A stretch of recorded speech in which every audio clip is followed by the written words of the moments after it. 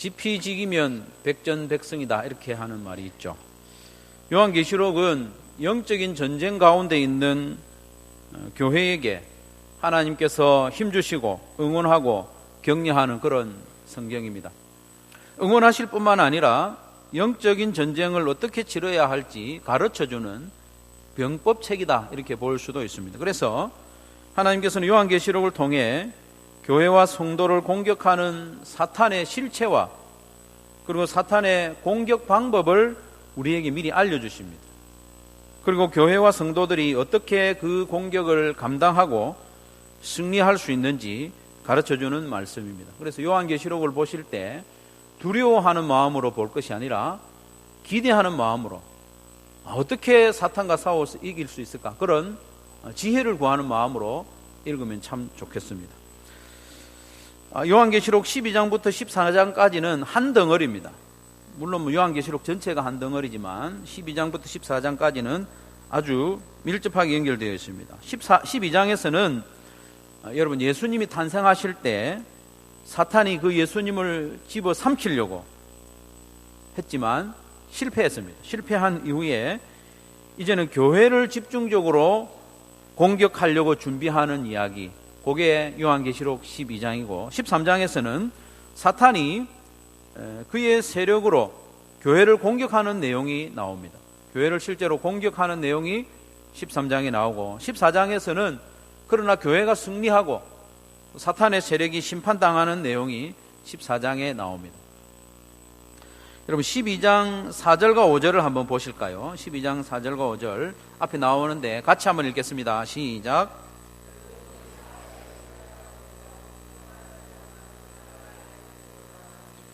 여자가 아들을 낳으니 이는 장차 철장으로 만국을 다스릴 남자라. 그 아이를 하나님 앞과 그 보좌 앞으로 올려가더라. 용이 어떤 존재인지 9절에서 이렇게 밝히고 있습니다. 큰 용이 내쫓기니 옛 뱀, 곧 마귀라고도 하고 사탄이라고도 하며 온 천하를 꿰는 자라. 용은 옛 뱀, 옛 뱀이라고 하는 것은 에덴 동산에서 아담과 하와를 유혹했던 그 옛 뱀, 그 뱀을 마귀라고 부르기도 하고 사탄이라고도 부른다는 거예요. 그래서 마귀, 사탄, 옛 뱀, 용, 이런 같은 말입니다. 귀신은 사탄의 쫄개들을 말하죠. 이걸 좀 기억하면 좋겠습니다. 그 사탄이 주로 하는 일이 뭐냐 하면 온 천하를 꿰는다는 거예요. 속이고 꼬이는 존재가 용입니다. 용. 그 용이 여자는 구약으로 치면 이스라엘이기도 하고 예수님 이후로 하면 교회를 가리키는데 이 여자가 아들을 낳으려고 하는 거예요. 낳으려고 하는 아들이 누구냐? 예수님입니다. 예수님. 철장으로 만국을 다스릴 자라고 했는데 계시록 19장 15절에 보면 그분이 바로 예수님이라는 걸 알 수 있어요. 그래서 하나님이 택하신 백성 이스라엘을 통해서 예수님이 탄생하려고 할 때 이 사탄은 예수님을 날 때부터 죽여버리려고, 삼켜버리려고 딱 준비하고 있었는데, 그러나 그 아이를 하나님 앞과 그 보좌 앞으로 올려가게 하셨다는 거예요. 아이가 태어나자마자 하늘로 올라갔나 이렇게 생각할 수도 있는데 그건 아니에요. 아이를 올려가게 했다는 말은 그 태어나자마자 올려갔다는 게 아니고 예수님의 이 모든 사역과 또 공생애와 십자가 죽음과 부활을 여기에는 다 포함시키고 있습니다. 왜냐하면 요한계시록 쓰는데 또 예수님이 태어나셔서 자라고 사역하고 이런 내용을 다 기록할 필요는 없잖아요. 그걸 다 아니까. 그래서 생략하고 이렇게 기록을 한 거죠. 이렇게 사탄이 예수님의 십자가 구원 사역을 막지 못하고 패배합니다. 그래서 12장 17절에 보면 용이 여자에게 분노하여 돌아가서 이 아이를 삼키지 못하니까 돌아가서 그 여자의 남은 자손, 곧 하나님의 계명을 지키며 예수의 증거를 가진 자들과 더불어 싸우려고 바다 모래 위에 서 있더라. 예수님은 이제 공격에서 하는 걸 실패를 하니까 이제 예수님을 믿는 교회 성도들을 공격하려고 준비한다. 그게 12장 마지막 절입니다. 이어지는 13장 내용에 보면 그 용이 사탄이죠. 마귀가 대리자 둘을 세워서 교회와 성도들을 막 공격합니다. 13장에 보면 여러분 보신 바와 같이 두 짐승 이야기가 나옵니다. 하나는 바다에서 올라오고 하나는 땅에서 올라오는 짐승이죠. 1절부터 10절까지는 바다에서 올라온 짐승이 교회를 공격하는 내용이고, 그 다음에 11절부터 18절까지 나오는 말씀은 땅에서 올라온 짐승이 교회를 핍박하고 하는 내용이죠.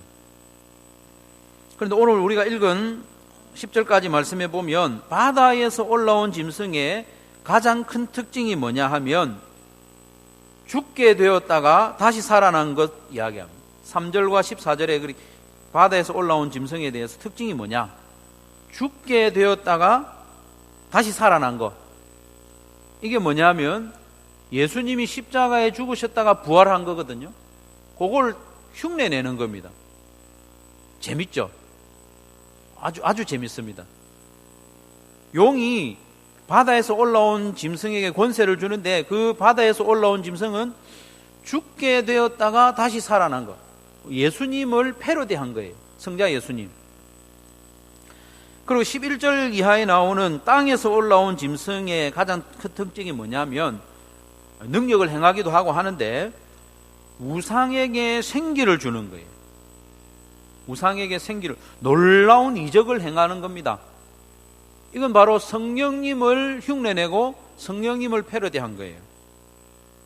매우 재밌는 게 뭐냐 하면 용, 그 다음에 바다에서 올라온 짐승, 땅에서 올라온 짐승, 요 세 마리가 삼위일체 하나님을 흉내내는 거예요. 재밌지 않습니까? 사탄이 본래 어떤 존재인가 하면 하나님의 영광을 탐낸 존재거든요.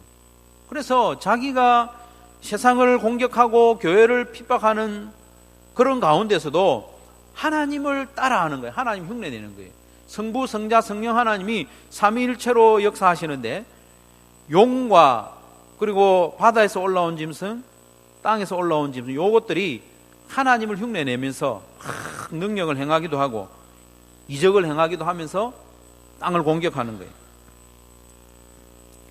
그 사탄이 교회를 어떤 방법으로 공격하느냐, 그걸 좀 우리가 이해할 필요가 있습니다. 사탄은 이 세상과 교회를 막 공격합니다.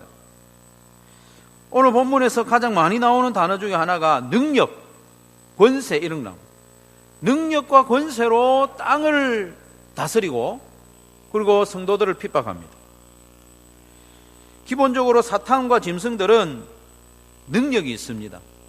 또 권세도 있어요. 42달 동안 일할 권세를 받았습니다. 그래서 능력은 대체로 물리적인 힘을 가리킬 때 나타냅니다. 그리고 권세는 그 물리적인 힘이나 어떤 일을 행할 때 내가 이걸 합법적으로 하는 것이다. 그런 인정, 그런 겁니다. 그래서 이 짐승들은 엄청난 물리력으로 땅에 거하는 자들을 두렵게 합니다. 오늘 읽은 대로 땅에 거하는 자들. 땅에 거하는 자들은 믿지 않는 자들을 가리킵니다. 믿지 않는 자들을 가리킵니다. 그리고 이 사탄은 심지어 성도들을 향해서도 무차별로 공격합니다. 6절 말씀해 보면 짐승이 입을 벌려, 바다에서 올라온 짐승이죠. 입을 벌려 하나님을 향하여 비방하되 그의 이름과 그의 장막 곧 하늘에 사는 자들, 하늘에 사는 자들이라고 하는 것은 성도들을 가리킵니다. 성도들을 가리킵니다. 성도들을 가리켜서 막 비방을 하는 거예요. 그래서 7절에 보면 성도들과 싸워서 이겼다고 해요. 7절 말씀, 또 권세를 받아 성도들과 싸워 이기게 되고 각 족속과 백성과 방언과 나라를 다스리는 권세를 받으니, 사탄이 지지하는 이 바다에서 올라온 짐승이 이겼다고 그래요. 그리고 성도들을 죽이는 거죠. 물론 이 짐승이 성도들에게 거둔 승리는 영적인 승리가 아니에요. 육체적인 승리입니다. 육체적인 승리. 이것이 바로 지난주일에 말씀드렸던 성전 바깥마당은 측량하지 말라고 했잖아요. 성전 바깥마당은 이방인에게 내어주었기 때문에 42달 동안 짓밟히게 될 것이다. 성전 바깥 마당에 해당되는 것이 우리의 육체적인 부분이에요. 우리의 먹고 사는 부분. 이런 부분은 사탄과 그 짐승들에게 짓밟힐 수 있다는 겁니다. 그래서 짐승들의 공격은 우리를 이렇게 힘들게 할 수 있습니다. 그런데 이 짐승들의 공격은 이렇게 물리적인 것만 있는 게 아닙니다. 더 무서운 게 있는데 11절 이하의 말씀에 보면 땅에서 올라온 짐승들이 13절, 14절, 15절에 보면 놀라운 이적을 행합니다. 그래서 사람들을 막 놀라게 하고 우상을 섬기게 합니다. 이게 거짓 선지자가 행하는 것이죠. 교회 안에도 이런 이들이 있습니다. 거짓 선지자들. 그리고 3절 말씀, 아까 말씀드렸던 대로 예수님의 부활을 흉내내기까지 합니다. 13장 3절 말씀에 보면 그의 머리 하나가 상하여 죽게 된 것 같더니 그 죽게 되었던 상처가 나음에 온 땅이 놀랍게 여겨 짐승을 따랐다고 했습니다. 여기서 짐승을 따랐다고 하는 단어는 예수님이 제자들을 부르실 때 사용하신 말씀과 같은 단어예요. 나를 따르라 했잖아요. 마태복음 4장 19절에 보면 나를 따라오라. 내가 너희를 사람을 낚는 어부가 되게 하리라. 예수님이 베드로에게 하신 말씀이죠. 나를 따라오라. 사탄은요, 이런 것까지 따라해요. 자기를 따르게 하는 거예요. 사탄의 모든 공격의 최종 목적은 자기를 따르게 하는 겁니다. 사실 사탄의 공격 방법을 일일이 아는 것도 중요하지만 더 중요한 것은 그 공격의 최종 목적을 아는 게 더 중요합니다. 사탄이 교회를 공격하는 목적이 뭐라고 했습니까? 자기를 따르도록 하는 거예요.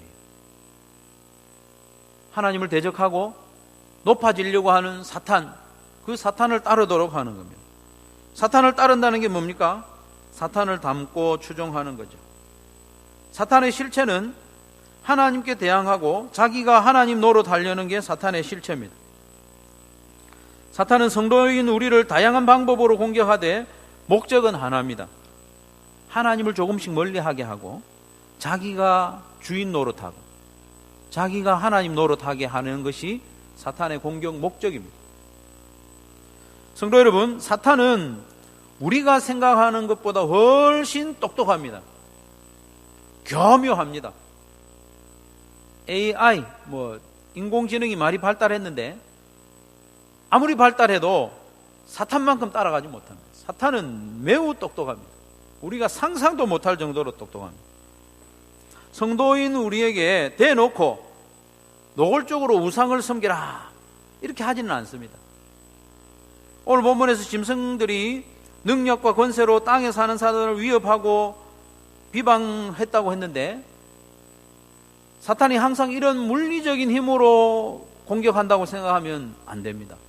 사탄이 우리를 공격한다고 해서 늘 칼 들고 쫓아오고 몽둥이로 때리고 이것만 생각하면 큰일 납니다. 사탄은 우리가 사탄에게 항복했는지 안 했는지 그것도 모른 채 항복하게 합니다.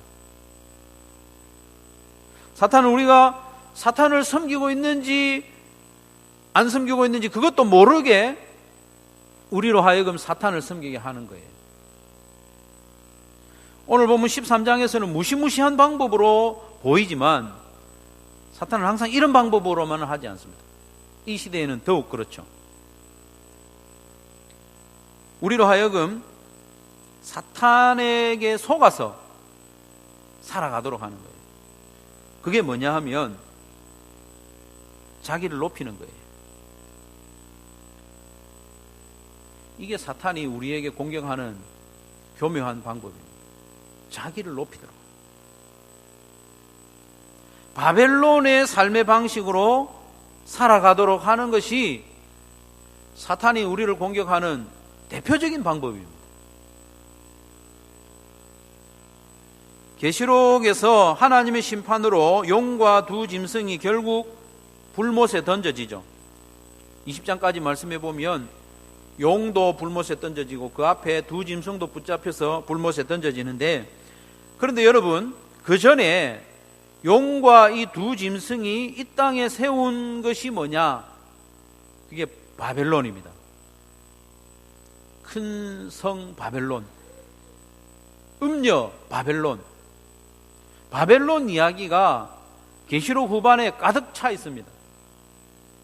얼마나 많은 부분에 바벨론 이야기를 하는지 모릅니다. 그 바벨론은 무너지고 쪼개지고 파괴되고 망한다.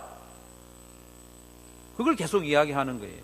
왜냐하면 용과 두 짐승이 세운 나라가 바벨론이기 때문에. 바벨론이 성도들에게 그만큼 위협적이기 때문에 너희들 바벨론에 속해 있지 말고 나오라, 속히 나오라 말씀하는 거예요. 14장, 16장, 17장, 18장, 19장에 이르기까지 바벨론에 대해서 집중적으로 이야기합니다. 14장 8절 말씀해 보면 무너졌도다 무너졌도다 큰 성 바벨론이여 모든 나라에게 그의 음행으로 말미암아 진노의 포도주를 먹이던 자로다. 음행이라고 하는 것은 남녀간의 음란한 행위, 그것도 포함하지만 근본적으로는 이 바벨론에 속해서 바벨론 사상으로 살아가는 사람들을 말하는 거예요. 16장 19절에도 보면 큰 성이 바벨론이죠. 세 갈래로 갈라지고 만국의 성들도 무너지니 큰 성 바벨론이 하나님 앞에 기억하신 바 되어 그의 맹렬한 진노의 포도주 잔을 받았다는 거예요. 용과 두 짐승이 이 땅에 세운 것이 큰 성 바벨론인데 그 성이 반드시 무너지게 되어 있다는 거예요.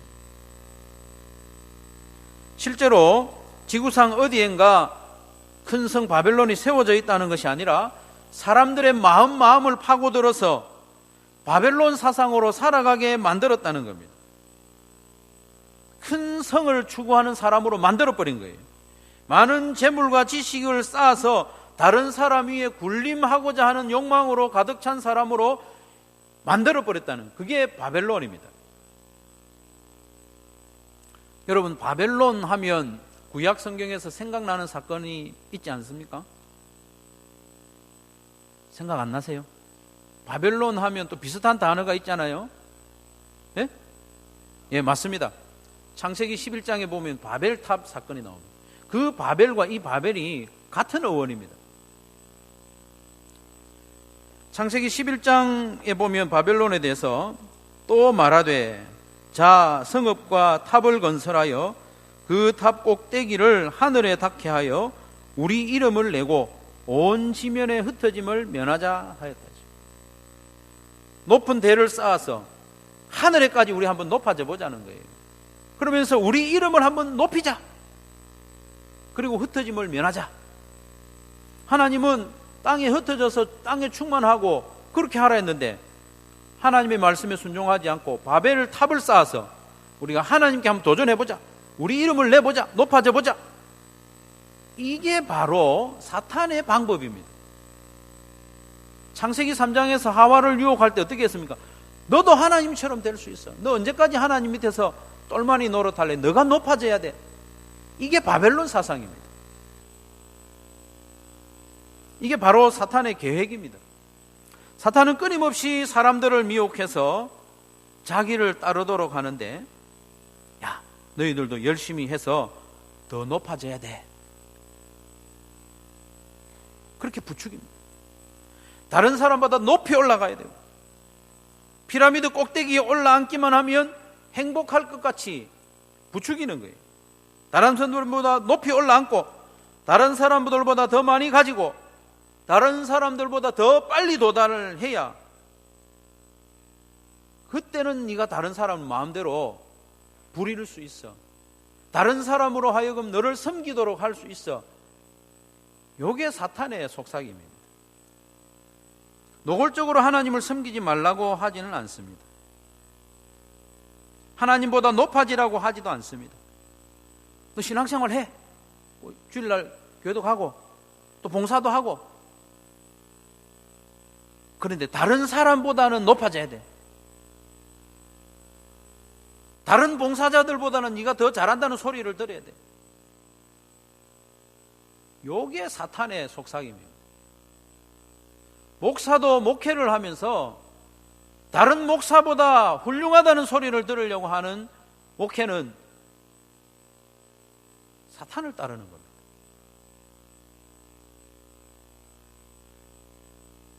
그렇게 하면서 바벨 탑을 쌓도록 하고 큰 성 바벨론에 속해서 살아가도록 하는 것이 사탄의 공격 방법입니다. 그리고 사탄은 또 다른 방법으로도 공격하는데요. 다른 사람보다 높이 올라가지 못하겠거든 너 안에서라도 바벨론 성을 쌓아라 이렇게 합니다. 다른 사람이 너를 섬기게 하지 못하겠거든 너라도 너를 섬겨라 하는 거예요. 너 마음대로 하라는 겁니다. 너의 몸이니까 네 마음대로 하라고 속삭입니다. 너의 시간이니까 너의 마음대로 사용하라고 속삭입니다. 너의 인생은 너의 것이니까 네가 원하는 대로 살아라고 속삭입니다. 다른 사람이 조금이라도 너를 간섭하지 못하게, 너의 몸도 너의 시간도 간섭하지 못하게, 어떤 권위도 인정하지 말고 하나님도 부모님도 너를 간섭하지 못하게 해. 너 마음대로 살아. 너의 성 안에서는 너가 주인이야. 그렇게 속삭이는 것이 사탄의 공격입니다. 그렇게 사는 것이 당장에는 멋지게 보이고 편할지는 몰라도 사탄에게 속아 넘어가는 것입니다. 그게 바로 사탄을 섬기며 사는 겁니다. 자기 마음대로 사는 사람을 보며 사탄은 회심의 미소를 짓습니다. 자기 마음대로 사는 사람은 결코 하나님을 섬기지 않을 것이기 때문에, 자기를 섬기는 것이 바로 사탄을 섬기는 것이기 때문에 사탄은 박수를 치는 거죠. 사탄이 우리를 어떻게 공격하는지 분명히 기억해야 됩니다. 너 높아져야 돼. 높아져서 다른 사람이 너를 부러워하게 만들고 너를 섬기게 만들어야 돼. 그럼 교회 밖에서나 교회 안에서도 그렇게 공격을 합니다. 그러면 우리 교회인 우리는 어떻게 싸워야 하는가? 어떻게 승리할 수 있는가? 엄밀히 말하자면 우리는 이미 승리한 자들입니다. 예수님의 십자가 은혜를 믿는 믿음으로 이미 이겼습니다. 요한복음 5장 5절을 말씀해 보면 예수께서 하나님의 아들이심을 믿는 자가 아니면 세상을 이기는 자가 누구냐? 무슨 말입니까? 예수님을 믿는 자는 이긴 자라는 거예요. 요한계시록 12장 11절에 보면 또 우리 형제들이 어린 양의 피와 자기들의 증언하는 말씀으로써 그를 이겼으니 그들은 죽기까지 자기들의 생명을 아끼지 아니하였도다 했습니다. 이 이김은 어린 양의 피, 예수님의 은혜로 이기는 겁니다. 예수님께서 십자가로 사탄을 완전히 이기셨는데 예수님과 한 팀이 된 우리로 하여금 그 승리의 기쁨과 영광을 누리도록 참여할 수 있는 기회를 우리가 얻은 것뿐입니다. 하나님께서 우리에게 기대하시는 바는 우리 힘으로 사탄을 다시 무찌르는 것이 아닙니다. 사탄의 미혹을 분별하고 다시 속아 넘어가지 않는 것입니다. 우리는 이미 승리한 자들이고 하나님께 존귀한 자들이 되었습니다. 하나님의 보좌 옆에 마련된 24 보좌에 앉을 존재가 되었습니다. 영원히 왕노릇할 존재들임을 여러분 믿으시기를 바랍니다. 우리는 왕같은 제사장이고 영원히 왕노릇할 자들입니다. 그러니 이제 우리가 할 일은 사탄의 속임에 속아 넘어가지 않는 것입니다. 사탄은 에덴 동산에서 하와에게 했던 것 같이 똑같이 지금도 우리에게 속삭입니다. 너 그렇게 살아가지고는 사람 대접 못 받는다. 너 어떻게 하든지 성공해서 높은 자리에 올라가야 해. 안 그러면 다른 사람들이 너를 우습게 볼 거야. 그렇게 되면 너는 평생 다른 사람 섬기고 살아야 되는데 너 섬김 받으며 살아야 될 거 아니야. 이렇게 유혹하는 거죠. 그런 말에 속아 넘어가지 않는 것이 이기는 겁니다. 이미 우리는 존귀한 자가 되었습니다. 하나님의 자녀가 되었고 왕노릇하는 존재가 되었습니다. 그러니 더 모으고 더 높아지려고 발부둥지를 필 필요가 없습니다. 이미 충분합니다, 여러분. 그런데 우리가 사탄의 속임에 넘어가지 않기 위해서 믿음과 함께 지혜가 필요합니다.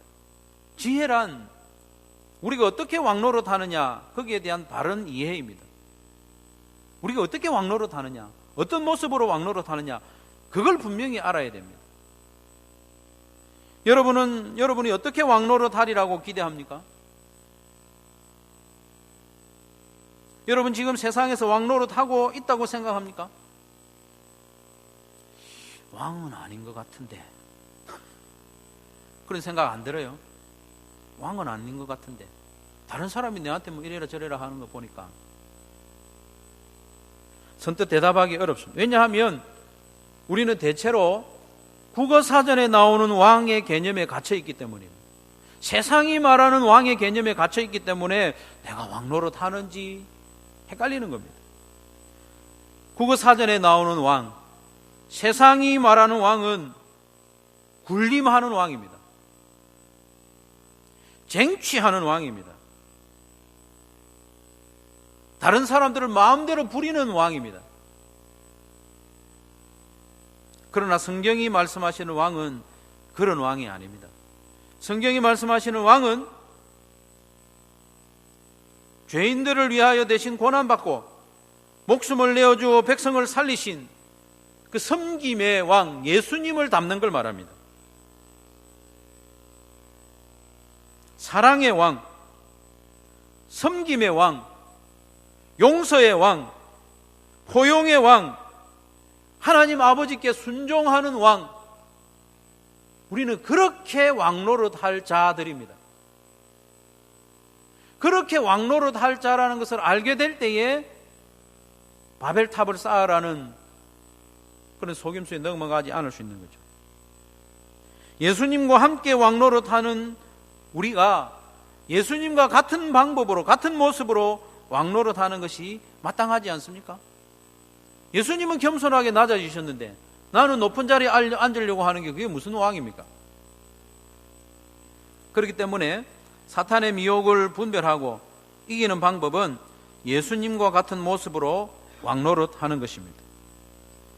사탄은 우리를 군림하는 왕이 되라고 하지만 우리는 섬김의 왕, 겸손의 왕, 사랑의 왕, 순종의 왕이 되는 것이 이기는 것입니다. 그렇게 하는 것도 쉽지는 않아요. 그렇게 할 때 사탄이 가만 내버려 두지 않습니다. 고난을 막 줍니다. 경제적으로 어려움 당하기도 합니다. 계시록 13장 17절에 보면 매매를 하지 못하게 하는 경우도 있었거든요. 경제적으로 어려움 당할 수 있습니다, 여러분. 오늘 보면 10절에 보면 사로잡힐 자는 사로잡혀 갈 것이요 칼에 죽을 자는 마땅히 칼에 죽을 것이니 성도들의 인내와 믿음이 여기 있느니라. 성도들이 이기려면 인내해야 된다는 거예요. 믿음으로 이겨야 되는 거예요. 그 과정 가운데 사로잡혀 갈 수도 있습니다. 칼에 죽을 자는 마땅히 칼에 죽는다고 했습니다. 이게 이기는 거예요. 그런 고난이야말로 우리가 사탄과 잘 싸우고 있다는 증거입니다. 죽을 수도 있죠. 죽음이라고 하면 육체적인 죽음만 말하는 게 아닙니다, 여러분. 이 시대의 성도들에게는 육체적인 죽음보다 내적인 죽음을 의미합니다. 내적인 죽음. 내 자존심이 무지하게 상하는 겁니다. 내 욕심을 내려놓을 때 아픈 거예요. 나도 저 사람처럼 좀 높아지고 싶은데 그걸 내려놓는 것, 그게 우리의 죽음입니다. 그런 죽음이야말로 영광의 면류관이죠. 그런 고난 앞에서 인내하고 믿음을 지키는 것이 승리입니다. 사랑하는 성도 여러분, 우리는 지금 영적인 전쟁 중에 있다는 것을 절대로 잊지 마시기 바랍니다. 우리는 지금 영적인 전쟁 중입니다. 지금은 평화로운 때가 아니에요.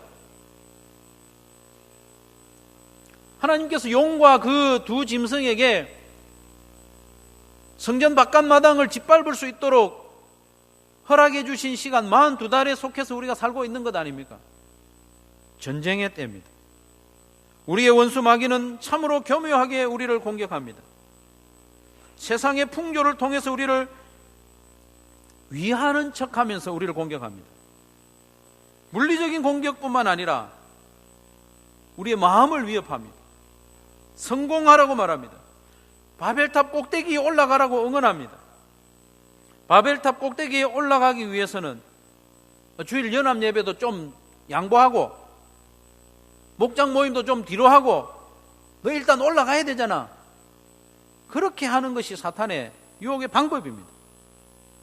그 꼭대기에 올라가서 보란듯이 큰 소리도 좀 치고 자랑도 좀 하고 사람들로 하여금 너의 눈치를 보게 하는 그런 삶을 좀 살아라. 그렇게 하지 못하겠거든 너 자신이라도 너의 주인이 되라.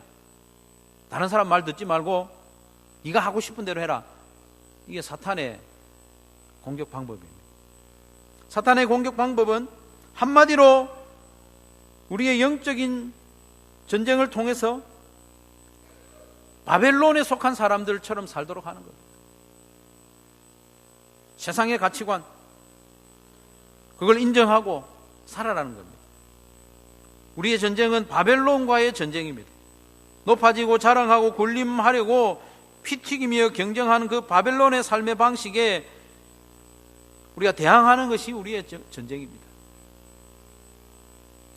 그런 사탄의 속임수에 반응하지 않는 것이 지혜이고 승리입니다.